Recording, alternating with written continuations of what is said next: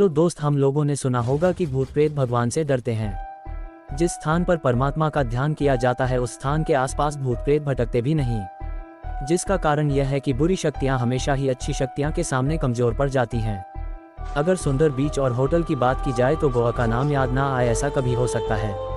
आपको गोवा की मौज मस्ती भी याद आएगी।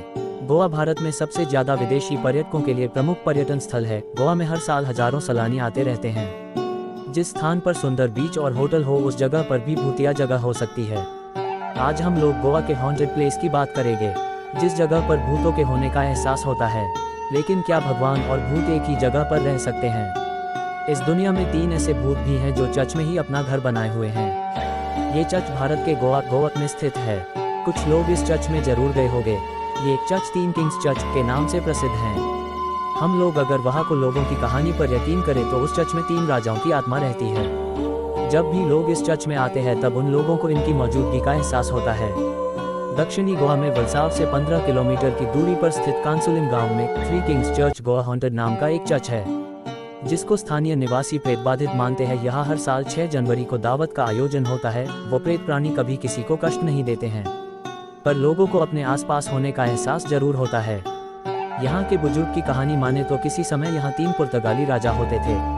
चर्च की भूतिया प्रकृति के पीछे सत्ता के लालच में हर समय लड़ाई करते रहते थे। तीनों पुर्तगाली राजा अकेले शासन करना चाहते थे। उन तीनों राजाओं में हमेशा युद्ध होता था, लेकिन पुर्तगाली लोकतंत्र के नियम कानून से बंधे होने के कारण वो राज नहीं कर सकते थे। राजा होल्गर ने उसने बाकी के दोनों राजाओं को इस चर्च में उस राज्य में शांति स्थापित करने के लिए और खाने पर आमंत्रित किया। पहले तीनों राजाओं ने आपस में बातचीत की, फिर कोई भी रास्ता ना निकलता देखकर उस होल्गर राजा ने धोखे से दोनों राजाओं के खाने में जहर मिला दिया। दोनों राजाओं की जहरीला खाना खाने से मौत हो गई। जब स्थानीय लोगों को इस बात का पता चला तो उन्होंने उस राजा को घेर लिया, लेकिन उस राजा ने भी मौत को गले लगाना मुनासिब समझा और उसने भी जहर खाकर आत्महत्या कर ली।